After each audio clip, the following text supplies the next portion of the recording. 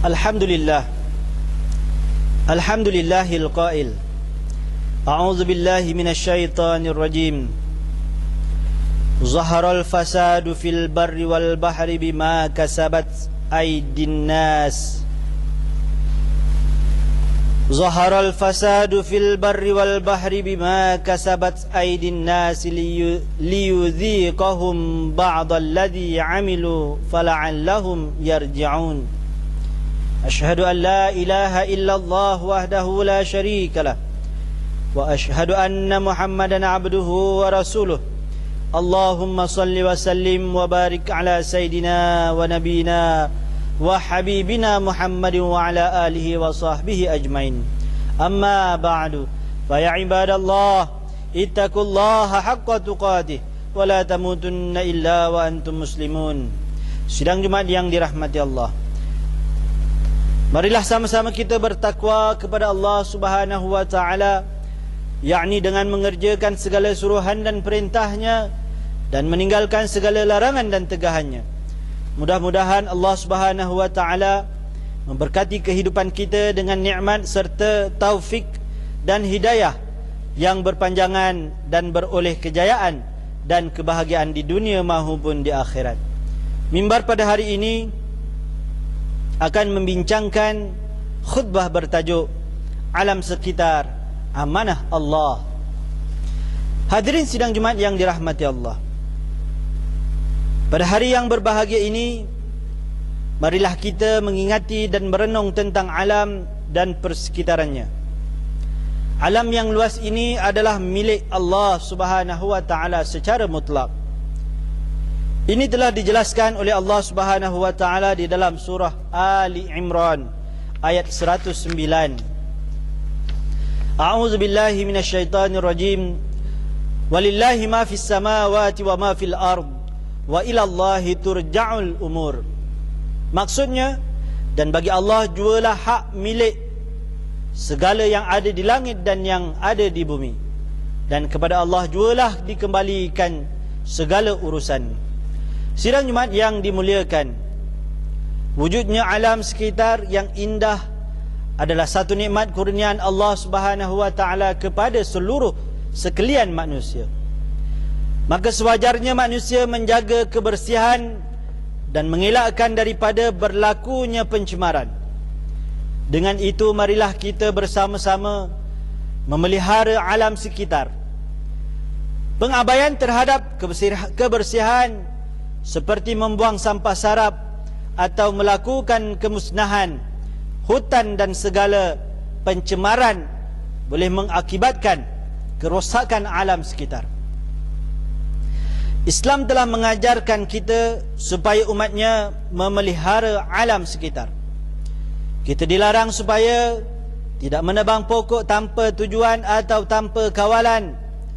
Ini kerana pokok-pokok dan tumbuh-tumbuhan yang menghijau boleh menyegarkan penglihatan serta mengindahkan alam dengan udara yang segar yang dapat menyihatkan tubuh badan kita. Hadirin sidang Jumat yang dirahmati Allah, berlakunya kerosakan atau bencana di muka bumi ini telah digambarkan oleh Allah Subhanahu wa taala di dalam firman-Nya di dalam surah Ar-Rum ayat 41 yang bermaksud, telah timbul berbagai-bagai kerosakan dan bala bencana di darat dan di laut dengan sebab apa yang telah dilakukan oleh tangan-tangan manusia. Timbulnya yang demikian kerana Allah Subhanahu wa taala hendak merasakan manusia sebahagian daripada balasan perbuatan-perbuatan buruk yang mereka telah lakukan, supaya mereka kembali insaf dan bertaubat. Bala bencana yang berlaku di sana sini adalah disebabkan oleh perbuatan-perbuatan tidak bertanggungjawab yang dilakukan oleh manusia itu sendiri. Bencana yang berlaku hikmahnya supaya manusia segera insaf dan bertaubat kepada Allah Subhanahu wa taala. Di antara perbuatan-perbuatan yang tidak bertanggungjawab yang dilakukan oleh manusia adalah seperti menarah bukit dengan sewenang-wenangnya, di mana ianya menyebabkan berlakunya tanah runtuh dan banjir yang mengakibatkan kemusnahan harta benda dan kehilangan nyawa.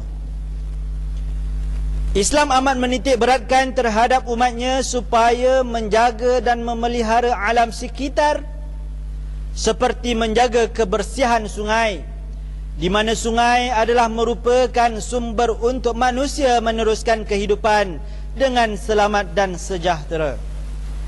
Pencemaran sungai yang disebabkan oleh pembuangan sampah, sisa buangan industri, bahan kumbahan dan sebagainya adalah merupakan perbuatan yang dilarang oleh undang-undang negara. Malah Islam sendiri turut melarangnya. Apabila air sungai telah tercemar, menyebabkan salah satu perintah Allah Subhanahu wa taala supaya bersuci dengan air mutlak, yakni air yang suci lagi menyucikan, tidak dapat disempurnakan kerana air sungai sudah dicemari dengan kekotoran dan najis. Maka umat Islam tidak boleh lagi menggunakannya untuk bersuci. Di samping itu, secara tidak langsung akan mendatangkan kesusahan kepada umat Islam untuk menyempurnakan ibadah, sedangkan pembaziran air adalah dilarang sama sekali. Sidang Jumaat yang dirahmati Allah, marilah kita sama-sama menjaga kebersihan alam sekitar supaya tidak dicemari, dan janganlah kita membuang sampah sarap merata-rata tempat, serta latihlah diri kita dan dalam mengamalkan kebersihan alam sekitar. Umat Islam sewajarnya menjadi contoh tauladan kepada bangsa yang lain dalam memelihara kebersihan alam sekitar. Tetapi malangnya bangsa lain yang menjadi contoh kepada umat Islam dalam hal kebersihan, sedangkan Islam amat memuliakan mereka yang memelihara kebersihan. Ini bertepatan dengan sabda baginda Nabi Muhammad sallallahu alaihi wasallam, "An-nazafatu minal iman", yang bermaksud kebersihan itu sebahagian daripada iman. Hadis riwayat At-Tirmidzi. Hadirin sidang Jumaat yang dirahmati Allah, cubalah kita lihat kemusnahan dan pencemaran yang berlaku di merata-rata tempat sejak kebelakangan ini. Apa yang akan tinggal untuk generasi akan datang, semuanya hampir musnah dan hampir pupus. Tiada lagi keindahan alam yang boleh dirasai oleh generasi akan datang. Apakah kita rela kemusnahan ini berterusan tanpa ada satu perancangan yang baik untuk manfaat generasi akan datang? Ketahuilah bahawa alam ciptaan Allah Subhanahu wa taala ini banyak berjasa kepada kita. Kita semestinya memanfaatkan setiap yang ada dan bukannya merosakkan atau memusnahkannya. Jangan biarkan segala pengalaman gembira kita menjadi satu kesedihan untuk kita tinggalkan kepada generasi yang akan datang. Janganlah kita biarkan kemusnahan alam semakin berlarutan. Dengan itu marilah kita sama-sama memelihara keindahan alam ciptaan Allah Subhanahu wa taala yang menjadi satu amanah yang perlu dijaga. Jadilah golongan yang bertanggungjawab dan bukannya golongan yang hanya pandai bersuara tetapi tidak berusaha untuk memeliharanya.